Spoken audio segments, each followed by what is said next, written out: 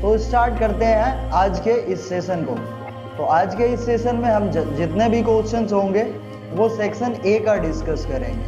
तो फिलहाल section A में आपको क्वेश्चन नंबर फर्स्ट मिला है जो रेशियो है, the ratio of LCM and HCF of least composite number and the least prime number. तो आपको सबसे पहले ये समझना होगा लीस्ट कंपोजिट नंबर क्या है। वैसे कंपोजिट नंबर ऐसे नंबर को बोलते हैं जिसके मोर देन 2 फैक्टर हो, जिसमें लिस्ट कंपोजिट नंबर आता है आपका 4।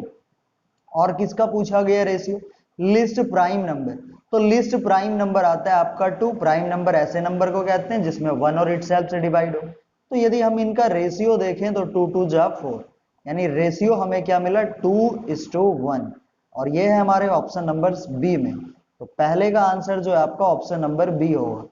नेक्स्ट क्वेश्चन पे चलते हैं। क्वेश्चन नंबर सेकंड है के की वैल्यू फाइंड करो यदि आपको लाइन का 2 इक्वेशन दे रखा है और कंडीशन ये है जो दोनों लाइन कोइंसाइडिंग है।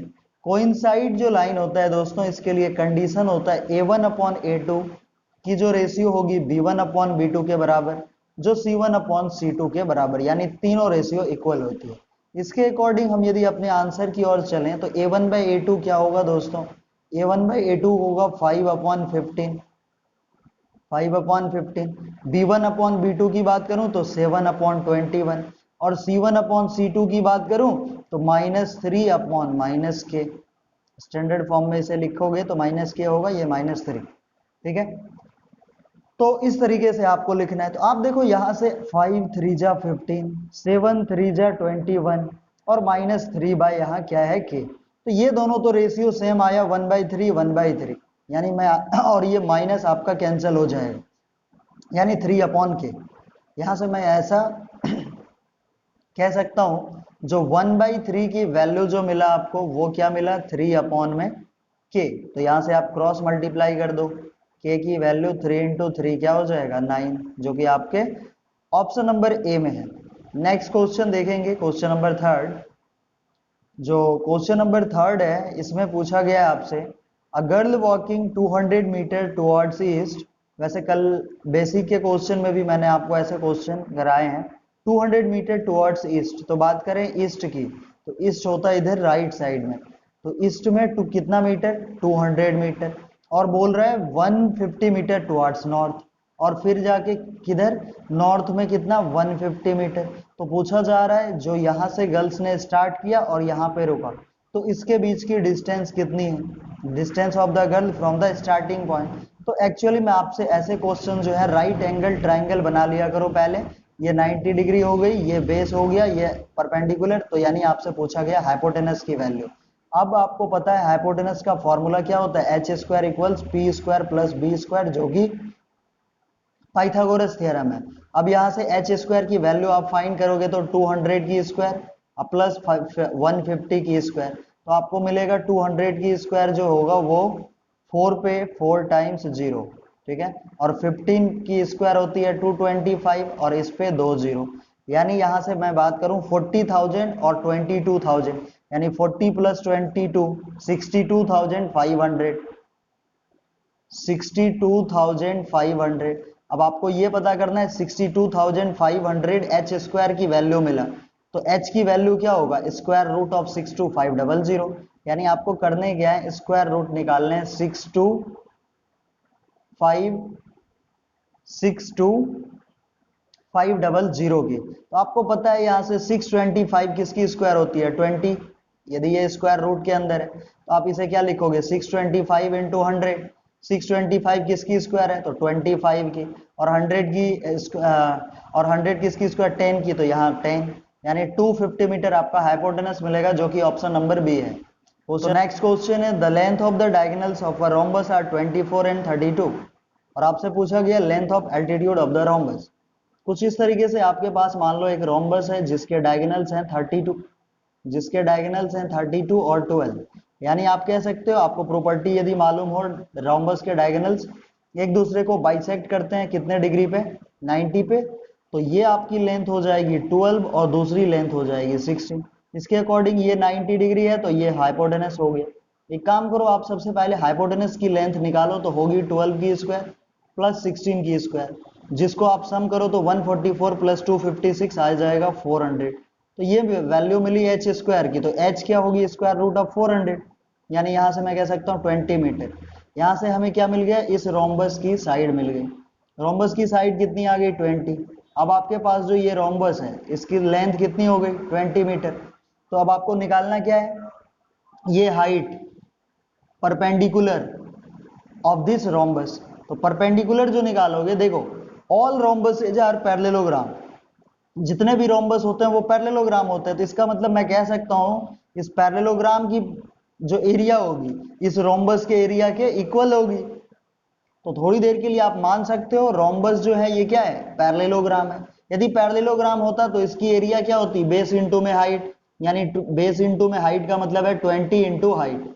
और ये इक्वल होगा किसके, इस रोम्बस के एरिया के, जिसकी एरिया होती है half into D1 into D2, जो कि 32 और 24 है। 2 से कट करो आप, यहाँ 16 मिलेगा आपको। ठीक है, इस 20 से भी एक बार कट करो, 4 5 जा 20, 4 4 जा 16। तो यहां से हमने क्या देखा, 5 इंटू एच में 4 इंटू 24, यानी 5h की वैल्यू हमें क्या मिला, 96। 5h की वैल्यू 96, h की वैल्यू 96/5, जिसकी वैल्यू आ जाएगी 19.2 सेंटीमीटर, जो कि ऑप्शन नंबर डी में। नेक्स्ट है जो two fair coins are toss, what is the probability of getting at most one head. देखो जब दो कॉइन को हम टॉस करते हैं ना तो हमारी प्रोबेबिलिटी होती है head head tail tail head tail tail head. ठीक है, अब बोला गया एटमोस्ट वन हेड। देखो एटमोस्ट का मतलब होता है मैक्सिमम, मैक्सिमम वन हेड हो, मिनिमम जीरो भी हो सकता है, मैक्सिमम वन हो। तो इसमें देखो मैक्सिमम दो है तो ये वाली टर्म होगी ही नहीं। इसमें मिनिमम कितना है, जीरो चलेगा। मिनिमम कितना है, one, minimum one, maximum one बोला है तो मैक्सिमम वन ही है, इसमें भी मैक्सिमम वन है। मैक्सिमम जीरो भी हो सकता है, सॉरी मिनिमम जीरो भी हो सकता है। तो आप देखो इसमें मैक्सिमम वन है, मैक्सिमम वन हेड है, इसमें मिनिमम जीरो भी हेड है। तो जब एट मोस्ट का क्वेश्चन आए तो आप ध्यान रखना मैक्सिमम जितना बोला गया है वो भी हो सकता है, मिनिमम जीरो वाला भी हो सकता है। इसके अकॉर्डिंग हमारे 3 पॉसिबल आउटकम्स हैं, तो 3/4 होगा आपका करेक्ट आंसर, जो कि ऑप्शन नंबर फर्स्ट में। नेक्स्ट है जो ट्राइंगल एबीसी पीक्यूआर के सिमिलर है और AMPN यहाँ एल्टीट्यूड है ट्राइंगल एबीसी और PQR की, जिसमें आपका दे रखा है AB स्क्वायर PQ स्क्वायर जो है ना, पहले एक काम करो बना ही लो, ABC और ट्राइंगल जो है ना वो PQR, ABC ट्राइंगल और क्या है ट्राइंगल PQR। इसमें परपेंडिकुलर क्या दिया है, तो परपेंडिकुलर की वैल्यू है AM एंड PN, AM और PN। क्लियर है। अब आपसे बोला गया है जो AB स्क्वायर PQ स्क्वायर 4:9 है, AB स्क्वायर इस दोनों साइड की जो स्क्वायर है ये है 4:9। तो आपसे पूछा गया AM रेशियो PN क्या होगा, AM रेशियो PN। तो दोस्तों आपकी जानकारी के लिए बता दूं, यदि दो ट्राइंगल सिमिलर है, दो ट्राइंगल आपके आपस में सिमिलर है, तो करस्पॉन्डिंग साइड्स के रेशियो का स्क्वायर जो होता है एरिया के इक्वल होता है। यानी यदि मैं ट्राइंगल फर्स्ट और सेकंड के एरिया की बात करूं A1/A2, तो इसके करस्पॉन्डिंग साइड्स की जो रेशियो होगी यानी A1/A2 इसके स्क्वायर के इक्वल होगी। ठीक है, इसी तरीके से इसके एल्टीट्यूड हो या मीडियन हो, आपको ध्यान रखना है यदि एल्टीट्यूड हो या मीडियन हो तो इनके भी स्क्वायर के इक्वल होती है। यानी जो A1/A2 स्क्वायर दे रखा है वही हमारा क्या होगा, परपेंडिकुलर P1/P2 की स्क्वायर। तो दोनों बराबर है, तो ये आपका 4:9 दिया है तो ये भी क्या हो जाएगा 4:9, और इसके अकॉर्डिंग आपका ऑप्शन नंबर बी मैच करता है, जो कि करेक्ट आंसर होगा। नेक्स्ट में चलते हैं तो क्वेश्चन नंबर 7 दिया है 2 sin square beta minus cos square beta 2 है, देन बीटा की वैल्यू क्या होगी।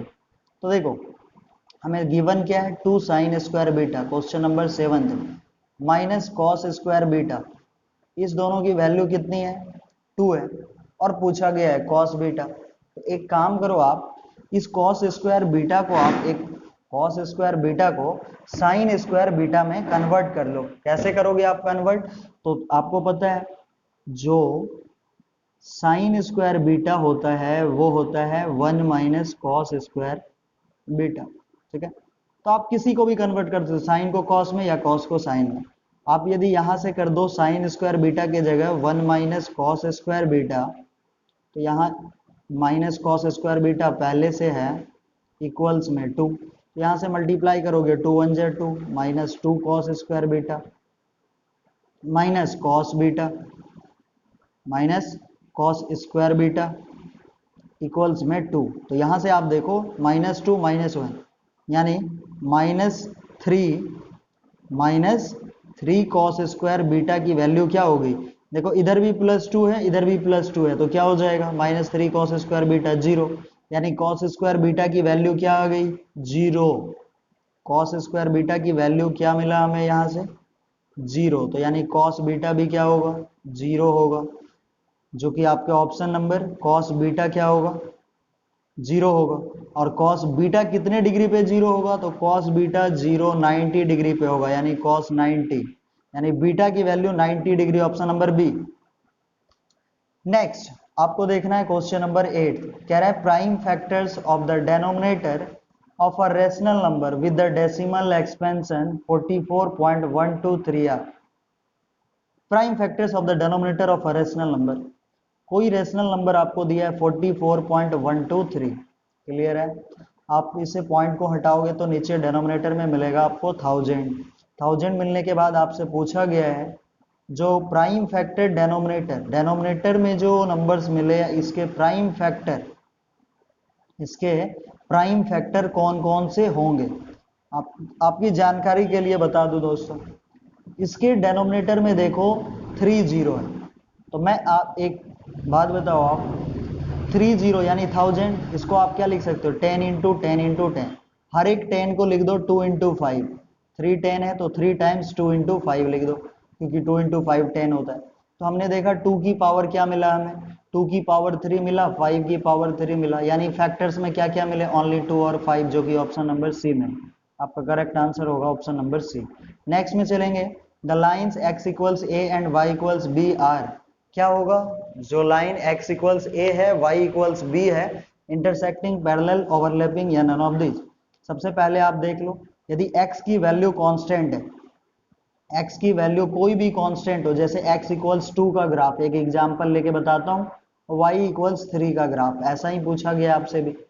x इक्वल्स 2, देखो दोस्तों x की वैल्यू कांस्टेंट है, ये कब होगी जब ग्राफ आपका होगा पैरेलल टू y एक्सिस, यानी इस तरीके से।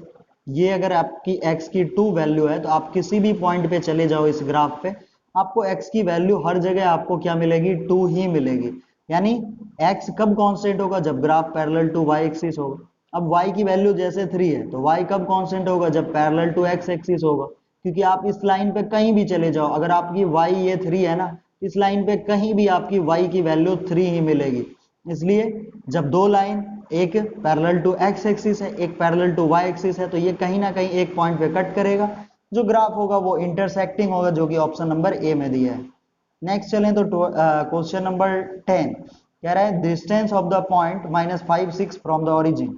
आप जानते हैं ओरिजिन का कोऑर्डिनेट होता है 0 0, और दूसरा पॉइंट है -5 6, और इसका डिस्टेंस पूछा है, तो डिस्टेंस फॉर्मूले से पुट करोगे x2 माइनस x1 यानी -5 माइनस 0 की square plus y2 minus y1 यानी 6 माइनस 0 की स्क्वायर, तो 5 की स्क्वायर होती है 25 और 6 की स्क्वायर 36 और 25 तो कितने हो गए 61, स्क्वायर रूट ऑफ 61 आंसर होगा, जो कि आपके